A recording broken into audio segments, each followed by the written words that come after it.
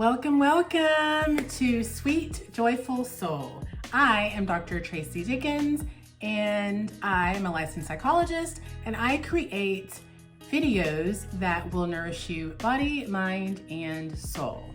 Most of us have at some point in time found ourselves asking the question, why? Why is this happening? Why is this happening to me? Why is this person doing this to me? Why are they saying this about me? Why, and why? I want to answer your question, why? So let's get going. First, just for clarity, I actually like the question why. As a kid, I asked why all the time. All the time. Why is the sky blue? And why do we call blue blue? Why can't we call it red or purple or yellow or green?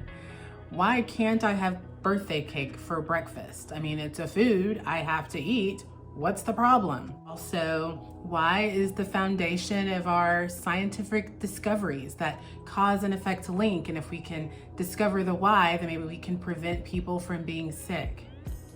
And as a therapist, and just as a person, I definitely appreciate why when I'm not feeling motivated to do something that I know is good for me.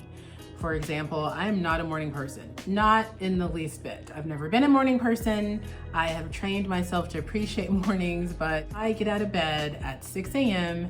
most mornings because I have learned that when I set my intentions and my focus for the day, my day goes so much smoother.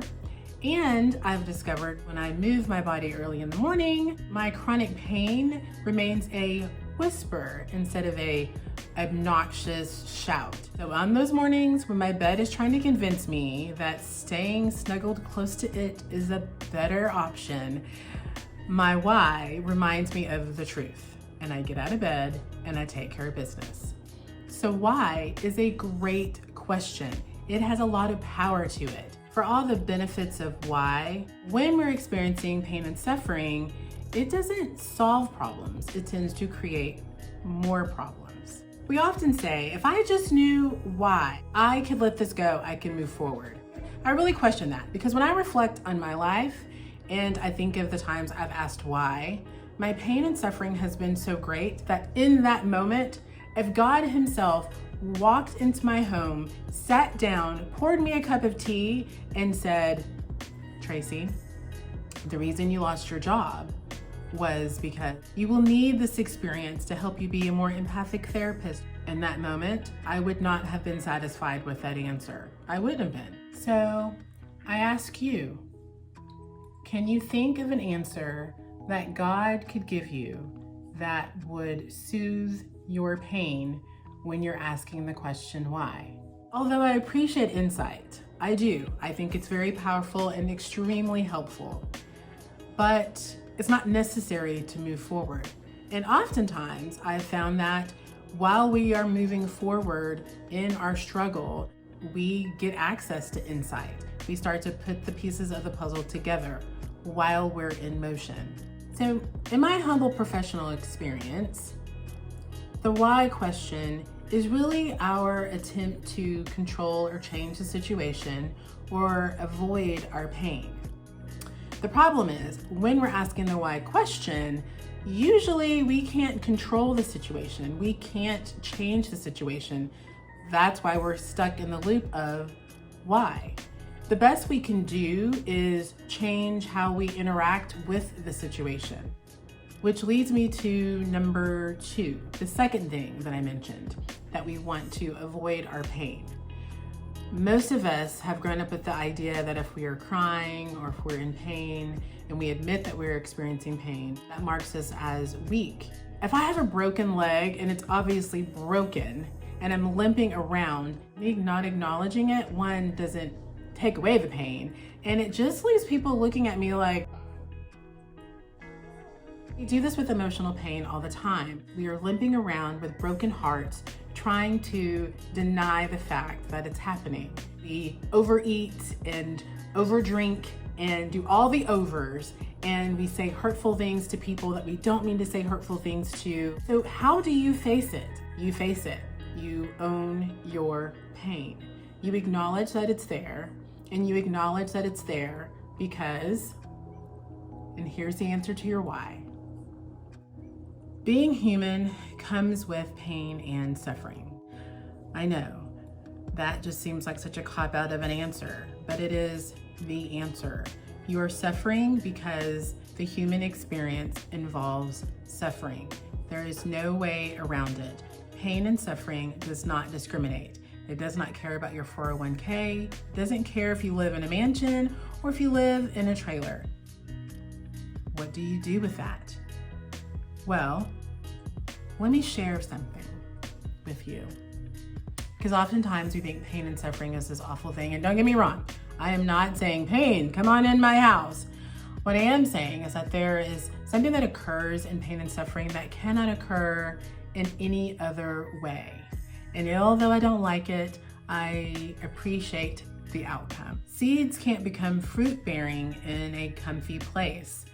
They are put in the dark, in the smelly dark, and over time they break. And when they break, roots form. And the deeper the roots, the stronger the plant. We can't change and transform when we're comfortable. We can't nourish other people when we're just comfortable. We are designed to grow and transform and impact and influence. And we can't do that if we're always comfortable. So, what do you do about this reality? Well, you start asking the question, what and how? What and how? What and how? Yes. Start asking what and how. Meaning, what do I have right now? And how can I maximize what I still have? What are my needs? And how do I meet those needs? And by needs, I mean you need security, you need safety, you need clothing and shelter. We need to feel like we belong. And what do I value? What's important to me? What is my why for going through my day? If it is a person, then what is it about that person that motivates you? That you want to make them smile, you want to encourage them? Well, if that person's not here anymore, you have other people that you can make smile and encourage. And how do you go about connecting to those people? And oftentimes, this is what it's really about. When we have losses, we feel disconnected. The best things you can do is be connected with someone. And oftentimes we don't want to talk to people about our pain. But pain, because we all experience it, is the very thing that connects us. I mean, I don't know about you, but I'm not telling people my business if they've never experienced anything. I feel safer talking to someone who I know has gone through some pain and suffering and struggling. Not that I'm wanting that for anybody, but I just know this person isn't gonna judge me. They're gonna allow me to be me, that we can have real conversations, and I'm going to be fully seen and I'm going to belong. And it's in that sharing of my pain and my suffering that I realize, hey, you know what? I've learned some things and I have some wisdom and I can share it with this person. And as that person's talking, they can share their wisdom with me. And then you realize I may never know fully the why behind why this thing is happening to me, but I do know that because of this, it has connected me to this person. It's taught me something more about myself. It's taught me more about my faith. It's taught me more about God. It's taught me more about what I have within me than I ever could have imagined. It's taught me about my potential. It's helped me to discover who I really am deep down. And when we make those connections, then we are breathing life into Proverb 27:17 that says, iron sharpens iron. So when you find yourself asking, why is this happening to me? Take a deep breath, acknowledge your pain, remind yourself it's happening because you're human, and then set about connecting to other people who will remind you that you matter, you're important, and you can get through this season. You can, and you will. So down below, let me know it resonated with you, if this video was helpful. And also, while you're down there looking in the description, push that subscribe button. And as always, take care of yourself, take care of others, and have a blessed day.